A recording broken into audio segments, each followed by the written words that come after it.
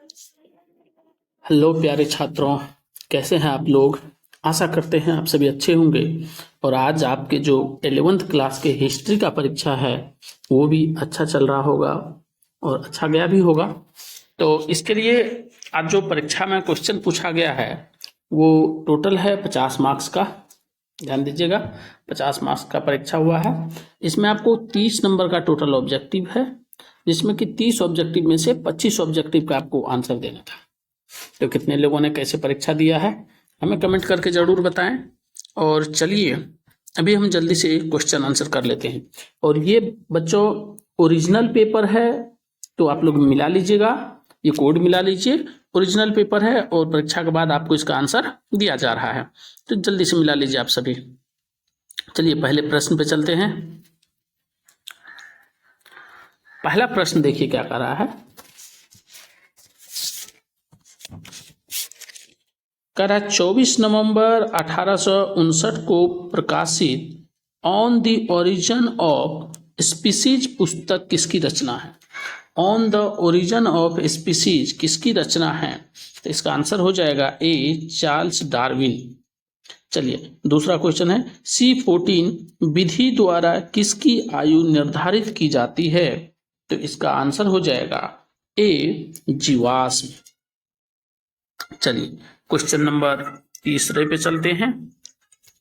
तीसरा प्रश्न देखिए कर रहा है ग्रीक शब्द पिथिक्स का क्या अर्थ है। ग्रीक शब्द पिथिक्स का क्या अर्थ है, तो इसका अर्थ हो जाएगा वानर।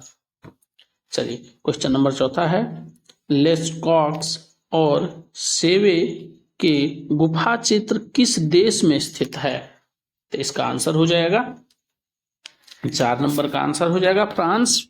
बी नंबर आंसर हो जाएगा। चलिए क्वेश्चन नंबर 5वां देखते हैं। कह रहा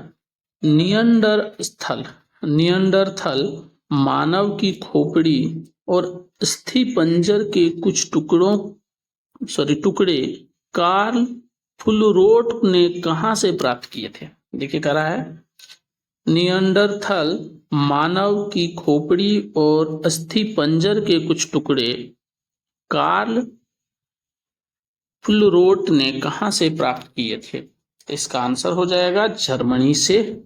सी नंबर आंसर।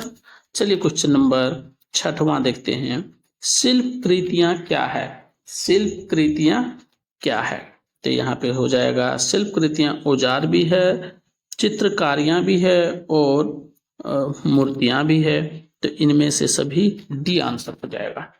क्वेश्चन नंबर 6 हो गया बच्चों आप लोगों को कंप्लीट कोर्स फ्री में पढ़ाया जा रहा है। 10th क्लास का क्रैश कोर्स बहुत ही जल्द लॉन्च होने वाला है। 12th क्लास का क्रैश कोर्स बहुत ही जल्दी लॉन्च होने वाला है और संपूर्ण विषय आपको फ्री में पढ़ाया जाएगा। तो चैनल को ज़्यादा से ज़्यादा अपने दोस्तों में शेयर कर दें। और 11th का भी कंप्लीट कोर्स कराया जाएगा। 12th में जब आप लोग जाएंगे तो आपको बिल्कुल फ्री में पढ़ाया जाएगा हमारे पूरे चैनल पे। और अभी बहुत जल्द क्रैश कोर्स स्टार्ट होने जा रहा है, तो चैनल को सब्सक्राइब कर लें और अपने दोस्तों में भी शेयर कर दें ताकि सभी को वीडियो समय से मिल सके। चलिए हम लोग चलते हैं क्वेश्चन नंबर 7 पे। क्वेश्चन नंबर 7 है प्राग या चिंतनशील मनुष्य कौन थे।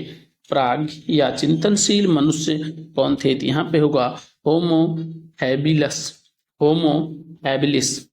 चलिए क्वेश्चन नंबर 8 देखिए। मेसोपोटामिया की सभ्यता किस नदी के किनारे विकसित हुई, तो इसका आंसर क्या होगा। इसका आंसर होगा मेसोपोटामिया की सभ्यता जो है सी नंबर आंसर होगा फरात और दजला नदी पर विकसित हुई। फरात और दजला नदी पर विकसित हुई। क्वेश्चन नंबर 9 देखिए। करा मेसोपोटामिया की लिपि क्या थी। मेसोपोटामिया की लिपि क्या थी, तो यहाँ पे होगा आंसर डी होगा कीलाकार। क्वेश्चन नंबर 10वां देखिए। 10वां क्वेश्चन है हम्मुराबी क्या है। हम्मुराबी किस सभ्यता का शासक था। हम्मुराबी किस सभ्यता का शासक था, तो इसका आंसर हो जाएगा बच्चों बेबीलोनिया का ए नंबर। क्वेश्चन नंबर 11 देखिए। असीरिया के पतन का क्या कारण था। असीरिया के पतन का कारण था बाह्य आक्रमण। आंसर सी हो जाएगा। क्वेश्चन नंबर 12 देखिए। मेसोपोटामिया में कौन सी फसल उगाई जाती थी। मेसोपोटामिया में कौन सी फसल उगाई जाती थी? तो इनमें से सभी हो जाएगा, गेहूं, मटर, जौ, इनमें से सभी। क्वेश्चन नंबर 13 देखिए, कर है मेसोपोटामिया की देवी इनाना का संबंध किससे था? तो मेसोपोटामिया की जो देवी थी इनात्रा होता है यहाँ पे, इनाना लिखा, इनात्रा की का जो संबंध था प्रेम और युद्ध से था। किससे था? प्रेम और युद्ध से था। चलिए क्वेश्चन नंबर 14 पे चलते हैं। करा किस नगर से वार का शीर्ष मिला है? किस नगर से वार का शीर्ष मिला है? तो यहाँ पर होगा उरुक। क्या होगा? उरुक। चलिए, कुम्हार के चाक का आविष्कार कहाँ हुआ? कुम्हार के चाक का आविष्कार कहाँ हुआ? तो ये हुआ था मेसोपोटामिया में। चलिए, झूलते बागों का निर्माण किस सभ्यता की देन है? झूलते बागों का जो निर्माण है ये बेबीलोनिया की सभ्यता की देन है। क्वेश्चन नंबर 17 देखिए, असीरिया के शासक अशुरबनीपाल की राजधानी कहाँ है? असीरिया के शासक अशुरबनीपाल की राजधानी कहाँ है? अशुरबनीपाल की राजधानी जो है निनवे है। कहाँ है? निनवे है। चलिए क्वेश्चन नंबर 18 पे चलते हैं। 18वां क्वेश्चन देखिए, चीन का सबसे प्राचीन राजवंश कौन सा था? चीन का सबसे प्राचीन राजवंश था सांग वंश। कौन सा वंश था? सांग वंश। चलिए क्वेश्चन नंबर 19वें पे चलते हैं। 19वां क्वेश्चन कर रहा है, रेशम का आविष्कार कहाँ हुआ था? रेशम का आविष्कार बच्चों चीन में हुआ था। कहाँ हुआ था? चीन में हुआ था। क्वेश्चन नंबर 20वां देखिए, कन्फ्यूशियस कहाँ के निवासी थे? कन्फ्यूशियस चीन के निवासी थे।